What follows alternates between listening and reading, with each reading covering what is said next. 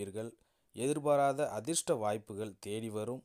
பண வரவு பல வகைகளும் உங்களுக்கு வந்து சேரும்.